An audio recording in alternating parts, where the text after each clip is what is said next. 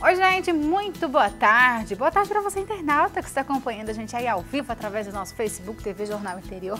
A gente quer que você interaja, que você deixe a sua pergunta. Hoje o programa está muito bacana. Eu vou conversar com um ginecologista sobre menstruação. Tem alguma dúvida?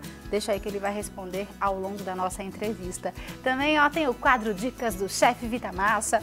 Hoje tem uma receita super deliciosa e super fácil de fazer, claro, usando os melhores produtos. E eu vou receber aqui no estúdio um psicólogo que vai conversar comigo sobre hipocondria. Você se considera hipocondríaco? Então presta atenção na nossa entrevista. O programa de hoje está imperdível. Aproveita, puxa uma cadeira, chegue junto, que o cotidiano está só começando.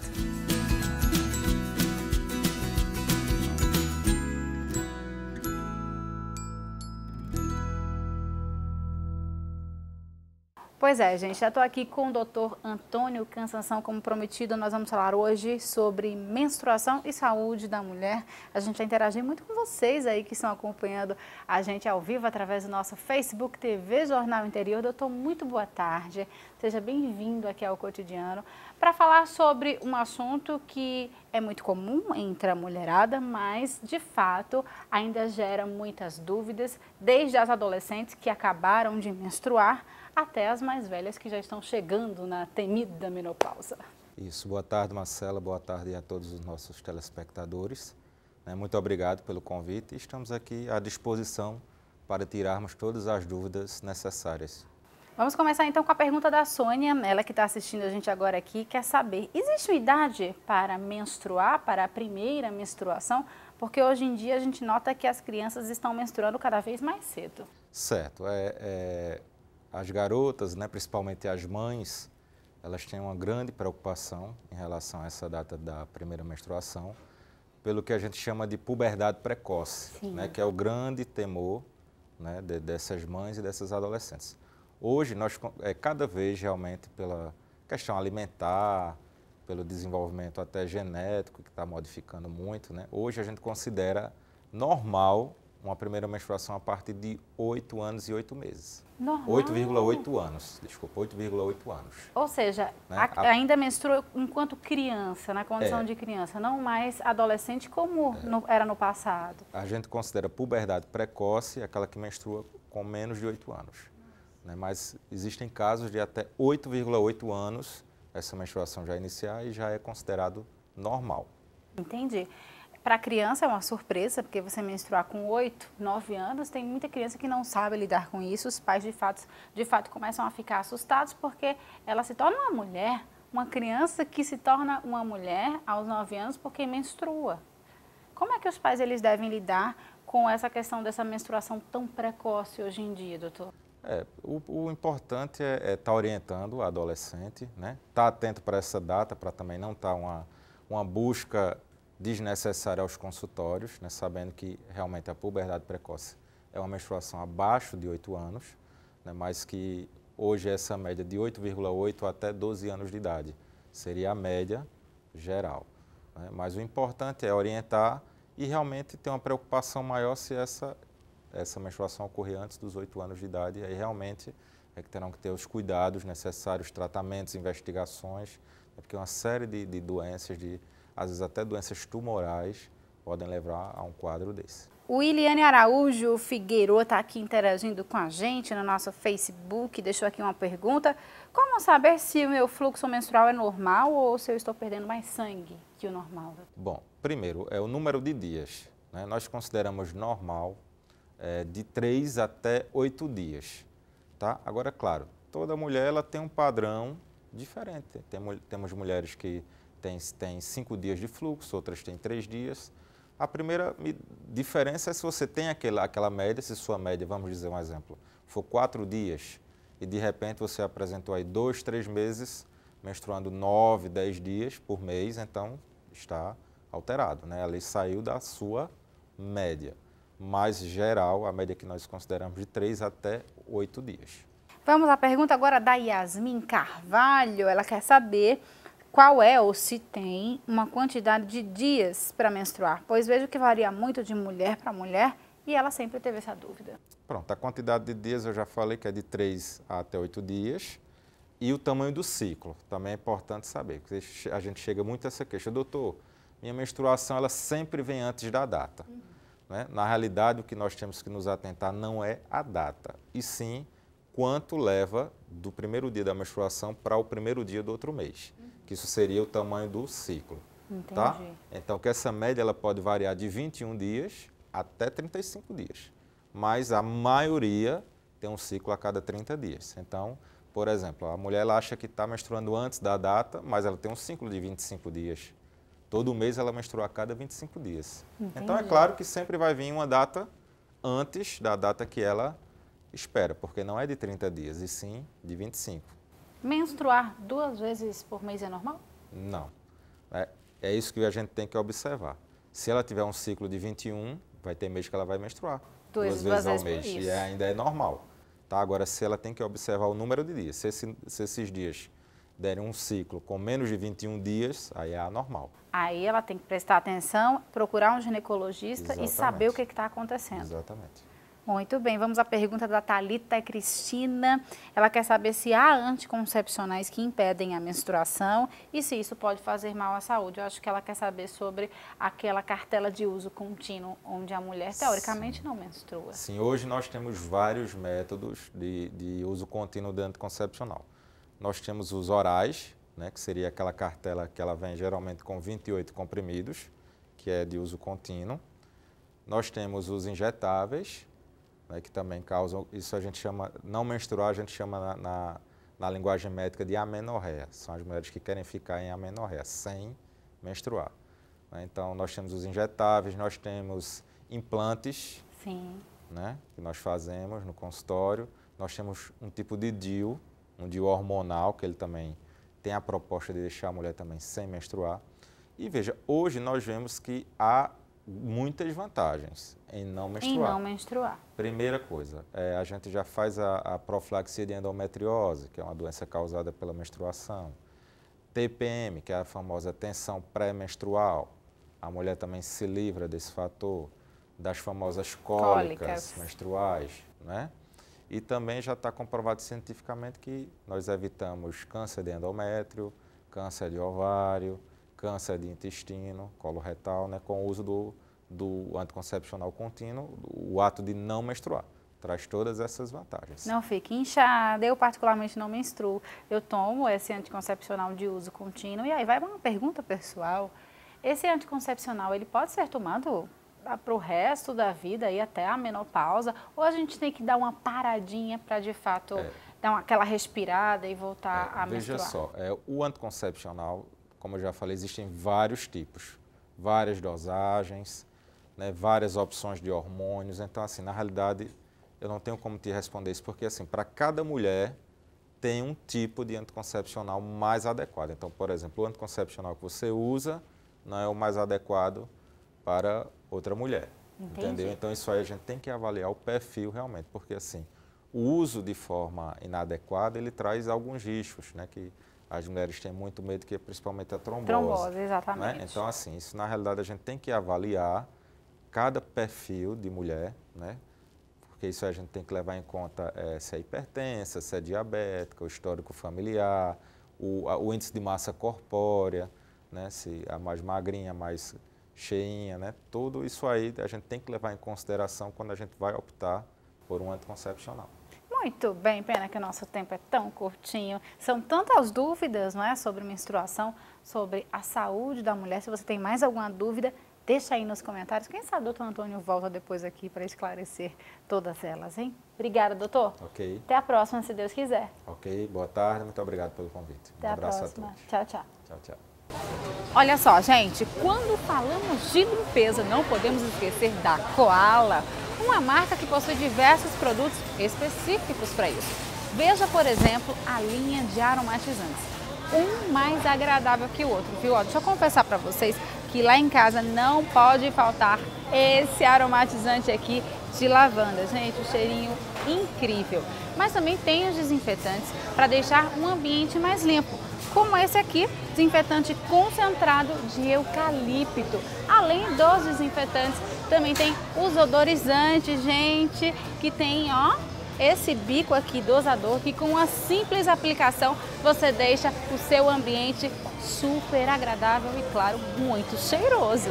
Encontre todos os produtos aqui no Bonanza e garanta mais limpeza e perfume para seus ambientes. Koala, o rendimento que faz a diferença. Bom, gente, agora eu vou para um rápido intervalo. Na volta tem dicas do chefe Vitamassa. Hoje você vai aprender a fazer um petit four delicioso. E também tem uma super dica do Matheus. Ele vai nos ensinar como fazer um adereço lindo para colocar na sua mesa. Me espera que eu volto rapidinho.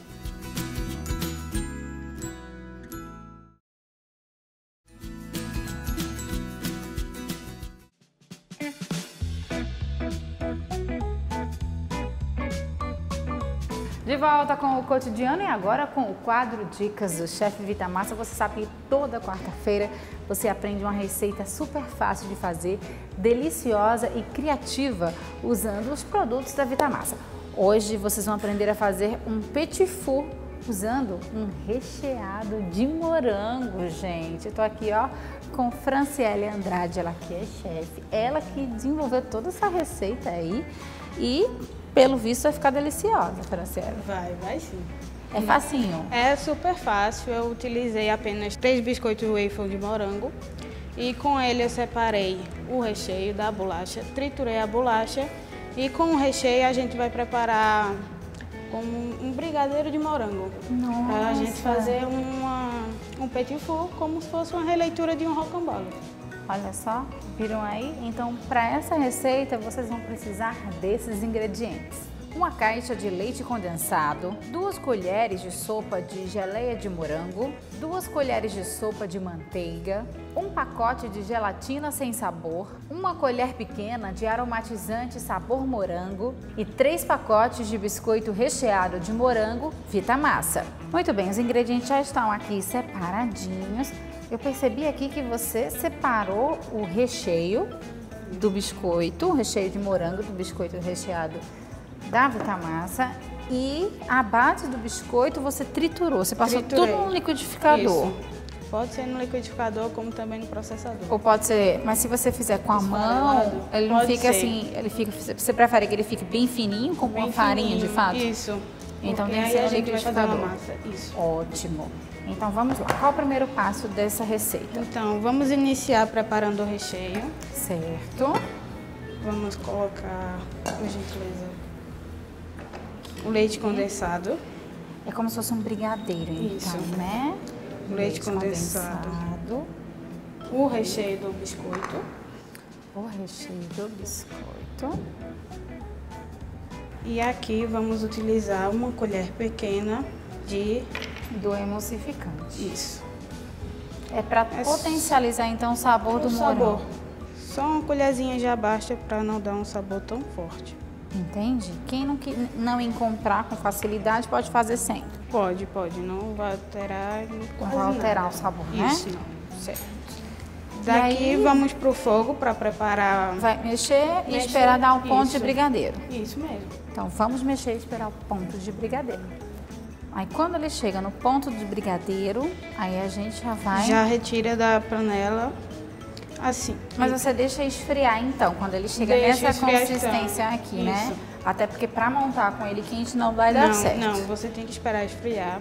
Aí a gente vai dissolver a gelatina para colocar, para a gente dar uma consistência melhor para ele ficar durinho quando for partir. Entendi. Então quando chegar naquele ponto grossinho de brigadeiro, acrescenta então a gelatina. Mas você acrescenta o pozinho direto ou você hidrata essa gelatina? Vamos hidratar a gelatina.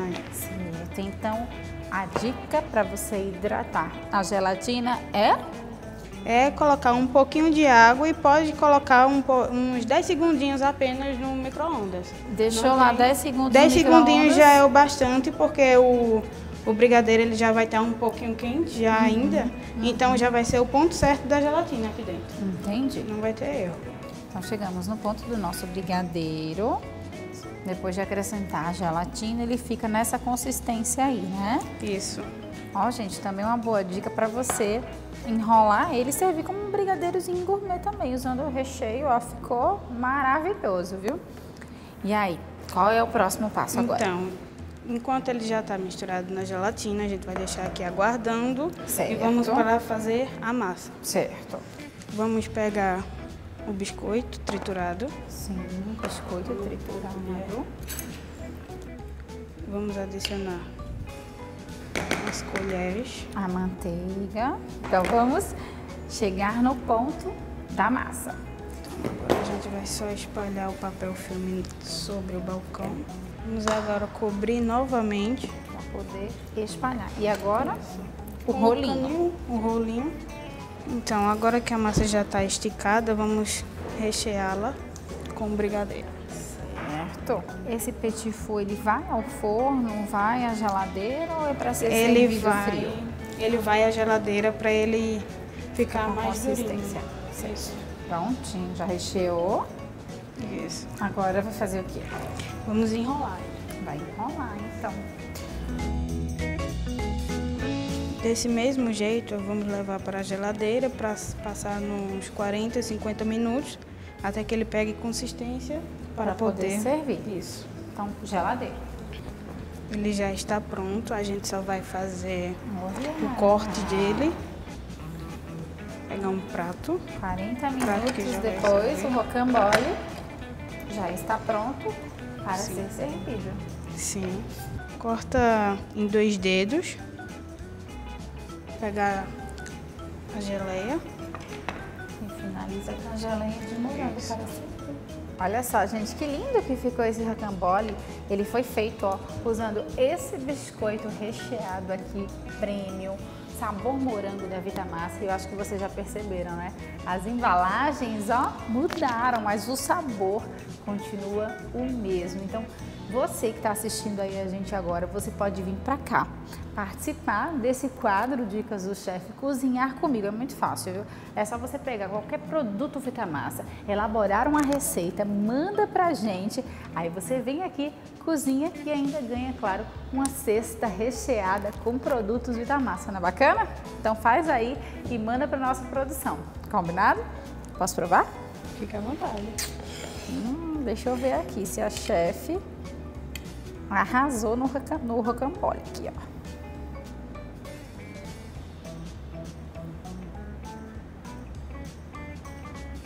Ficou uma delícia. Gente, é uma opção muito fácil de fazer, muito barata, como sobremesa e bem diferente. Um rocambole usando biscoito recheado de Vitamassa. Adorei, Franciane. Obrigada. Muito obrigada. Até a próxima, se Deus quiser. Até. Tchau, tchau. Tchau. Esse recado vai para as futuras mamães. Olha só, gente, a Sanremo Baby está ainda melhor e cheia de novidades. Showroom com ambientes montados para ajudar você a escolher o quarto do seu filho. E para comemorar todas as mudanças, a Sanremo Baby está com uma promoção de berço americano em 10 vezes de R$ 39,99. Conheça também a seção de acessórios e roupinhas. Sanremo Baby, dividindo tudo em até 10 vezes. Sanremo Baby, a história do seu filho começa aqui. Bom, gente, agora eu vou para um rápido intervalo. Na volta, eu vou receber aqui no estúdio um psicólogo. Ele vai conversar comigo sobre hipocondria.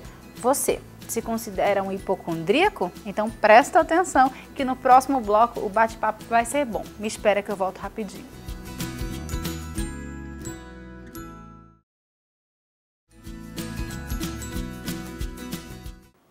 De volta com o cotidiano e agora falando sobre hipocondria. Eu quero saber, você se considera hipocondríaco?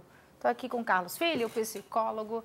Esse é o assunto de hoje do cotidiano. Muito boa tarde, seja bem-vindo, querido, aqui ao cotidiano, para falar sobre um transtorno que atinge cerca de 5% da população.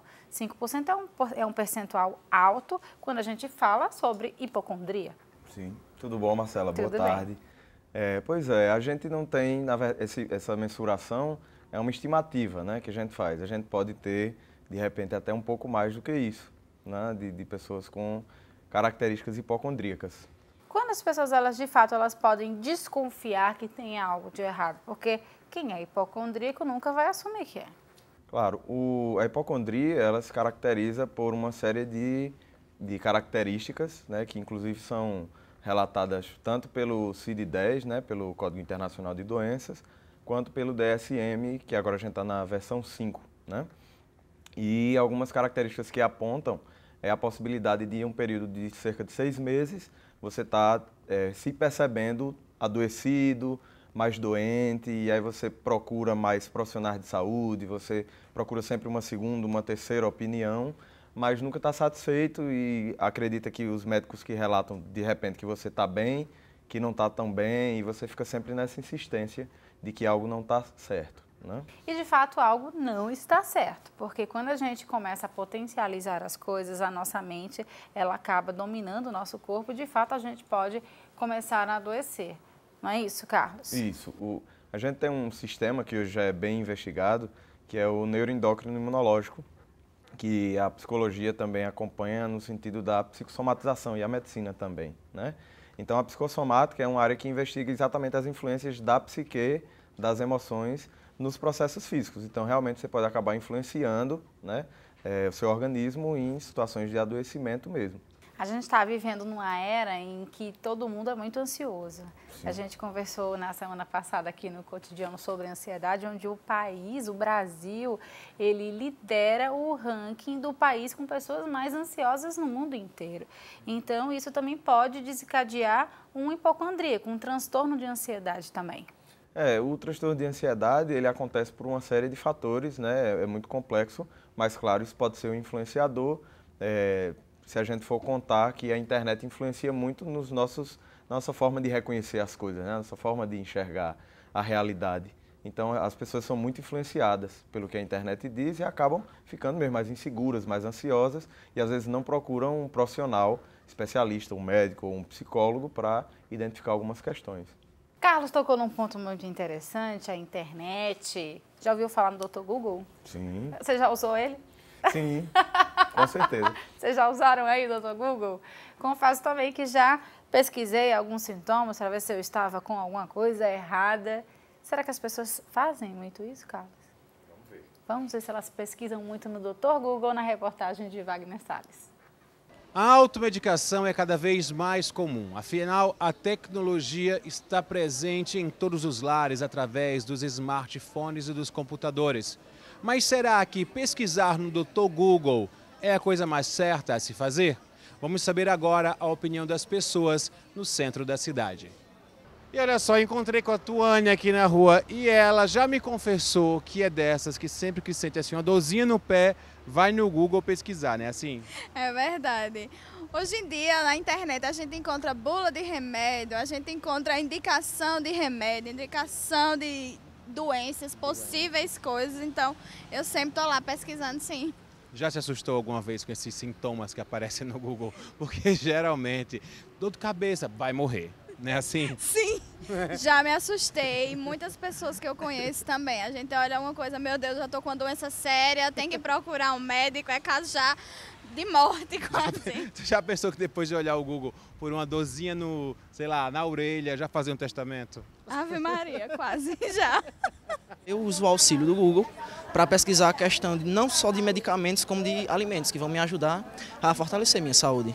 Certo. E quando você faz essa pesquisa, você olha vários sites ou no primeiro você já acredita?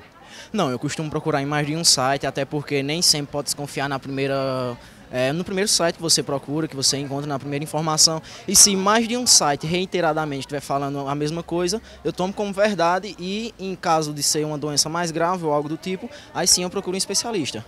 E olha só, a Neuma costuma usar o Google para fazer as pesquisas dela, né, Neuma? Faço, tipo sim. culinária, diversão. Medicação. Opa, medicação. E também, às vezes, qualquer problema de saúde assim que eu tenho mesmo, é? dúvida, eu procuro o Google. Procura o Google, o Dr. Google. É um doutor Google. E aí, tu descobre mesmo o que está sentindo, ele ajuda? Não, ele ajuda a dizer o que é, né? O problema que eu estou sentindo. Agora, para resolver, aí daí ele indica que a pessoa vá ao médico para ter a certeza do que eu estou sentindo. Então, o importante é ir ao médico, né? Assim? Ir ao médico, isso aí não tem dúvida. Ali é só uma pesquisa para saber realmente aquele sintoma do que está sentindo, somente. Mas tem que ir ao médico. Muito bem.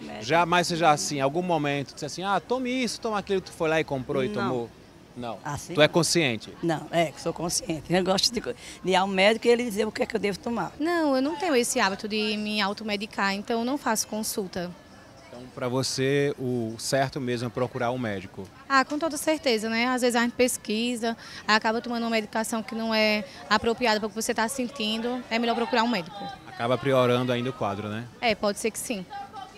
De fato, é bem interessante porque a maioria das pessoas, elas procuram um médico. Mas o que me chamou a atenção é que teve uma pessoa que falou que às vezes fica com medo de morrer, vai lá, pesquisa os sintomas. E uma pessoa assim, ela pode ter tendência a ter uma hipocondria, porque ela pode ir potencializando, não é isso, Carlos? Pois é, realmente, essas coisas de internet, como eu vinha falando, né?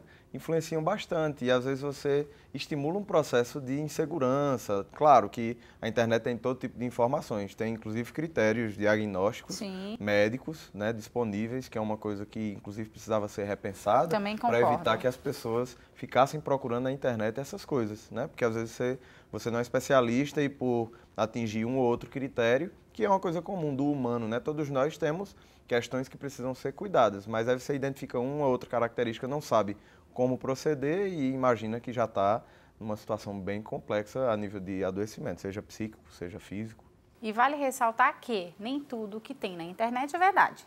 Então, nem todos aqueles sintomas que são relatados ali naquela página que você for pesquisar são verdadeiros. Não é isso, Carlos? Isso só pode potencializar ainda mais essa ansiedade e fazer com que você se automedique sempre, sempre, sempre, e aí acabe prejudicando a sua saúde, não só física, mas também mental. Sim.